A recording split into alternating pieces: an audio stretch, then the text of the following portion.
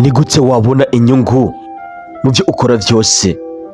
Buri muntu wese ari gukora cyangwa se buri mukozi wese, buri murondezi wese aba akeneye inyungu mu mpande nyinshi zitandukanye, ariko uyu munsi buri muntu wese arakeneye inyungu. Ikibabaje ni uko bamwe bari kunguka abandi bagahomba. Bigenda gute? Babikora bate? Ese ni gute bo batsinda? Ni gute bunguka? Ni gute bagira ku ndoto zabo?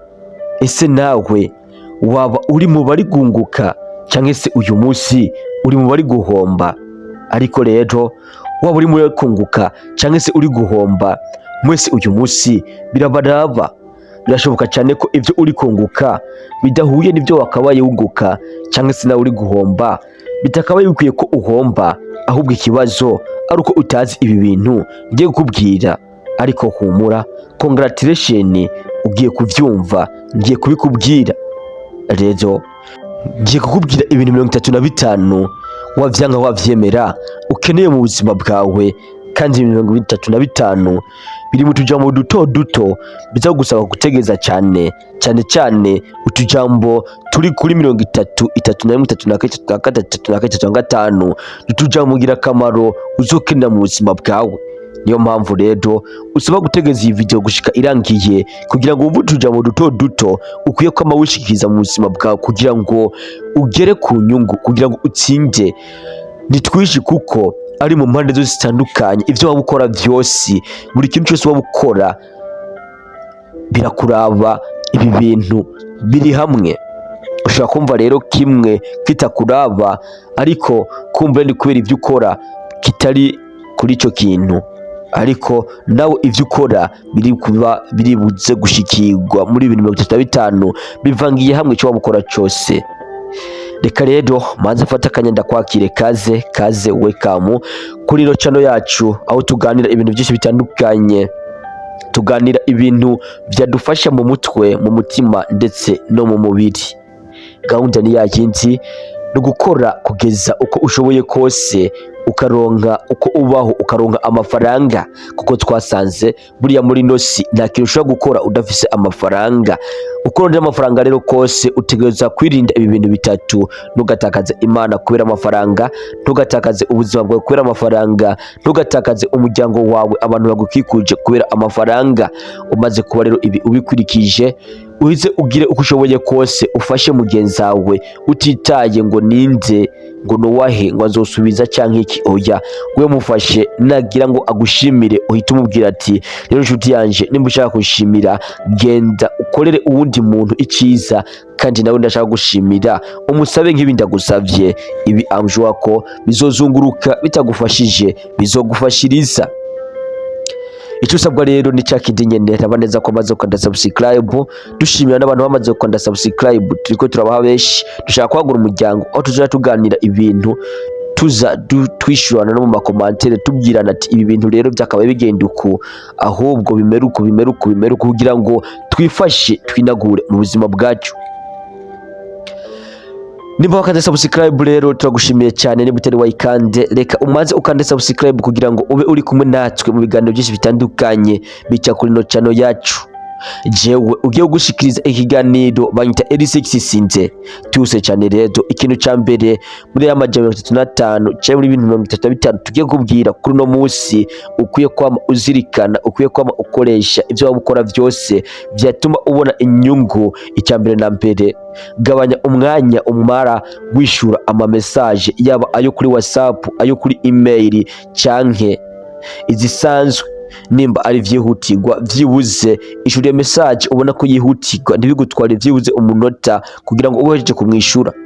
Kabiri, nimba mu vyo bakubwira hari icyo udatahuye, cyangwa se muri message bakwandikiye, mikete bakwandikiye, hari akajambo ubona udatahuye, kandi ukabona neza ko akajambo kuba utokatahura ataco bitwaye, ntugatakaze ko umwanya ubaza cyangwa se ukarondera ama recherche kihoze ubandanye n'ibindi. Gabanya abakuganiriza, kiretse nimba ari ba bantu b'ingenzi mu buzima bwawe, cyangwa se ari ibintu ngirakamaro bariko barakubwira. Kane, gabanya kwitaba telefone zitagira akamaro kiretse ari hahandi cyangwa se ari ba bantu nkenerwa mu buzima namaze kubakubwira. 5, shira kure telefone mu gihe uri gukora ibintu uzi neza ko bitajyanye na telefone kandi ubona ko iyo telefone yohava inagusamaza. 6, tuma umunsi wawe uba mwiza, tuma umunsi wawe ugenda neza, tuma umunsi wawe umera nk'umunsi nyene ugira ko intsinzi, kuko buriya abantu benshi rimwe na rimwe niko dutuma iminsi yacu iba mibi mu gukora ibintu nabi cyangwa se mu kuvuga nabi, mu gushwana n'abantu. Gerageza uko ushoboye kose rero umunsi wawe ube mwiza. Ubugira ntwi hitamwo ibintu ngirakamaro ukora kurusha gutakaza umwanya mu bintu bidafise akamaro. Abantu benshi tuguma tuvuga ngo bwira ryari uhakora ibintu bidafise akamaro, kandi hari ibintu wokora byo guteza imbere ugasanga uriko urazunguruka wibaza ngo bwira ryari kubera ubunebwe gusa. Hitamwo rero ibintu ukora kandi byagirira akamaro uko byagenda kose, kandi handi wahira n'ubutunzi, kuko buriya abatunzi saba fise amafaranga gusa. Hari n'abantu bakora ibintu bibona nk'abatunzi kuko bazi neza ko ivyo bintu bitegerezwa uko byagenda kose kuzobagenza kubakire. Aba ni babandi bakenye ariko uzosanga na confidence biyemera. Ubugira 8, iteho uburyo ugaragara muri societe, kuko uburyo ugaragara muri societe niko abantu bagufata. Nimba ugaragara nk'umusabirizi, abantu bakubona nk'umusabirizi. Nimba ugaragara nk'umuntu yambara neza yitaho, abantu bakubona nk'umuntu koko yiyubaha. Ubugira 9, raba ko uburyo wambaye bihuye n'ahantu uri. Ntukambare costume ugiye muri siporo, kandi ntukambare jire ugiye gusenga. Ibi bizokwerekana icyo utari cyangwa bikwerekane ko wewe atandero ufise. Nimba ugiye ahantu, raba ko ivyo wambaye bihuye naho ugiye, kugira ngo bikubere icyo no kwita icyubahiro mu bantu bavuga ati uyu muntu koko ari ku mwanya. Ariko wambara costume ugiye muri siporo bazokubona nk'umusazi. Ubugira 10, amiza mu vyiyumviro ivyo wifuza kugeraho. Abantu benshi twadusize kwifuza kugeraho egome, ariko ugasanga rimwe na rimwe twanavyibagiye ngo kandi nani ngo bijya bintu nakagezeho ngo naje naravyifuza kuzobigerako. We ntibigeze ubikurikirana, ntibigeze ubigira ko confiance, kuko ntiwavyiyumviye, warabishatse maze uravyibagira. Nimba uzi ko bishika ukibagira cyane, andika ahantu uvuga ati nshaka kugera ku bintu ibi n'ibi kugira ngo bigufashe kutazovyibagira. Nimba utibagira cyane rero bigumize mu mutwe wama wiyumvira ugira ati nshaka kugera kuri ibi n'ibi, mbega vyogenda gute? Ubugira 11, tangura inzira yawe uharanire kugera ku vyo wifuza. Ntihagire ikintu na kimwe kigusubiza inyuma uko vyagenda kose. Gwana uko ushoboye kose, ugwe uvyuka, nimba unaguye ugwe utembagara uje imbere ushaka gushaka ivyo wifuza. Ugerageze uko wifuza kose, uko ushoboye kose ubigereko. Ubugira 12, igirira icyizere mu byo ukora vyose, kugira ngo abantu bifuza guca intege nabo babura uko baguca, babura aho baguca, babura aho babishyera kugira ngo baguce intege. Igirira icyizere rero, igirire confidence, iyumvemo ko ivyo ukora neza bivisa bizogushitsa. Ntiwamana ubwoba, ntiwamana amaganya, ntugende kurira abantu ngo rigaje buriya nubwo nkora biriya bintu simbone ngene bizogenda. Ibi nibabwira bazoronka aho bagucira intege, kuko cyane ko nimba hari ikintu kibabaza abantu nukubona ukora ivyo badashoboye. Rero nimba uri gukora ikintu cyakugeza kwiterambere, babaze bereke neza yuko ivyo uri kurakora ari ibintu ngira akamaro ku buzima bwawe, utariko nabitinya, aho ukora ibintu wifuza kandi ubifitemo confidence. Naga nushaka guca intege, umubaze nimba uko yakuze yarabizi ingene azokura, atari uko se wiwe nyene ubwiwe nyene yagwanye kugira ngo agere ku buryo ashobora kuronka ukuntu akuza abana. Ndago umubwira uti rero impamvu ndi guhangana nshaka kugera kuri vyinshi ku buryo abana banje bazoshobora gukura neza. Ibi rero navyo ni ibintu wamana mu mutwe wawe ukwiye kugiramwo confidence, ku buryo uzoza waje guca intege uzofise icyo kumwishura, cyangwa ubona ari umuntu naje guca intege mu bintu bidashoboka, umwihoze umwigiye ko avuga ati wa muntu ari seriye. Ubugira 13 rero, nubwo waba ugiye gutsindwa, uri hafi yo gupfa, ugiye kumva yuko byose vyase, shira mu mutwe wawe, ukoresha ubwonko bwawe, ushushanye ubuzima bwawe, use nkaho umenga uri kurabona filime mu mutwe wawe. Wibuke vya bintu wiha ko ihangiro ukavuga ati nshaka gukora ibintu ibi n'ibi n'ibi, nshaka kugera kuri ibi n'ibi n'ibi, nshaka kugera aha n'aha n'aha, uvyibuke mu mutwe wawe. Ibi bitume ugira ati noneho sinacika intege, mfise ivyo nshaka kugerako. Ibi rero bizotuma hahandi ugeze habi usigaranye gusa mu bwonko bwawe zo gucika intege, isura kwishariza igasanga yamaze kugera 100%. Ibi rero bizogufasha mu buzima bwawe bwa buri munsi, nubwo bugiye gucika intege ugasanga wungiye kwiremamo ikizere, urahagurutse. Ubugira 14, soma ibintu ugira akamaro mu buzima bwawe kandi uvyandike kugira ngo utavyibagirwa. Ibi navyo bizogufasha uno munsi canke ejo. Ugira 15, nimba ufite ibintu byo kwandika, koresha imashine kandi imashine idafise ikibazo kugira ngo udatakaza umwanya. 16, gwanya umutwe wawe utamana stress.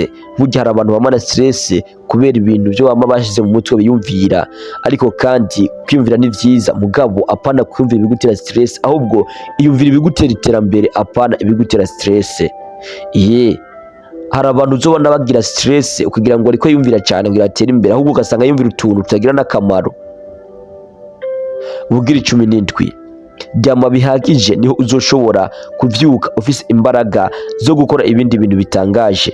18, nimba wumva urushe, umutima uriko uriruka cyane, fata akanya uruhuke nubwo amasaha yo kuruka yo bataragera. Ubugira 19, gena ivyo ushaka kugera ko buri munsi gira ikintu ugeraho kandi uvuga ati uyu munsi ndashaka kugera ku kintu iki niki niki, maze uharanire kugerako. 20, buri munsi raba ivyiza vyagushikiye, ntukite ku bibi, cyane cyane ko niwita ku bibi uzoriko witera ku bibazo. 21, hera ku vyoroshe.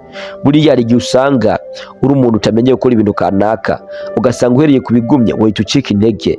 Hera ku vyoroshe buke buke buke buke buke buke buke, umenyereze kugera ugeze no kubikomeye. 22, ntukaje mu nama zitunguka. 23, apana nzoba ndabikora, ahubwo bikore nonaha. 24, fungura ibikwije ingaburo zikenerwa zose mu mubiri. 25, hitamo ivyo kurya bigukiza naho vyaba bibishe. Hahandi bavuga bati hakurya ibi kuroga canke hakurya uburozi busosa, wajya ingaburo canke se wajya umuti urura. 26, koresha ivyo kurya bituma ubwonko bwawe bukora neza. 27, uje mu rukundo na wa muntu utigera ugira ko amakenga.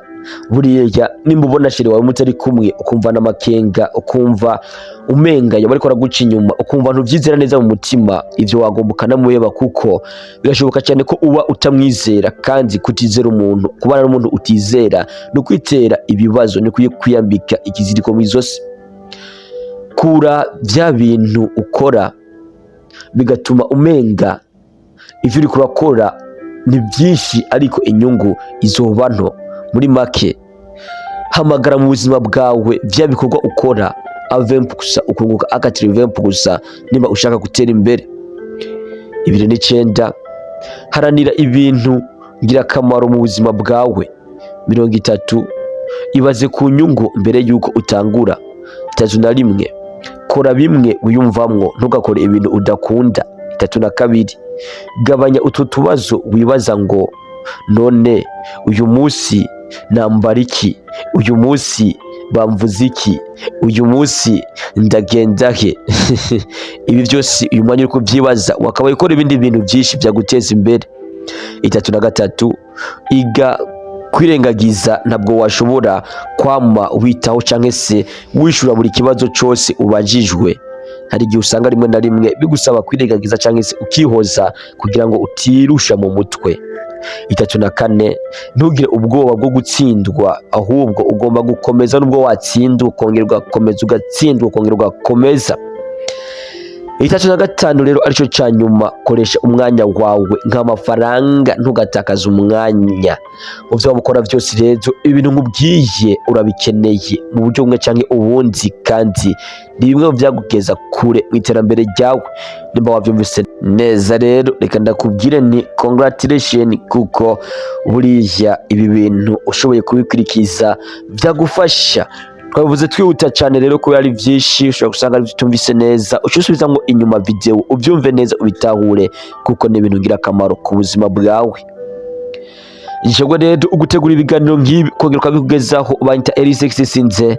Nimba wamaze ukanda subscribe turagushimiye cyane kandi winjiye mu muryango utazokugira wicuza kuba wawinjiyemo kuko tuganira ibintu bidufasha mu buzima bwacu kandi bikatugeza kure mu byo dukora buri munsi. Ndabakunda cyane rero, reka duhure muri video zindi zikurikira. Ushaka kureba izindi video zacu, video igiye kurangira hari video zitaziduga kuri ekran yawe, ita uzikandako kugira ngo ukomeze kureba video nyinshi kandi zifise akamaro zisanzwe zihurikiye kuri ino channel yacu. Ndabakunda cyane rero, banyita Elise Sinze.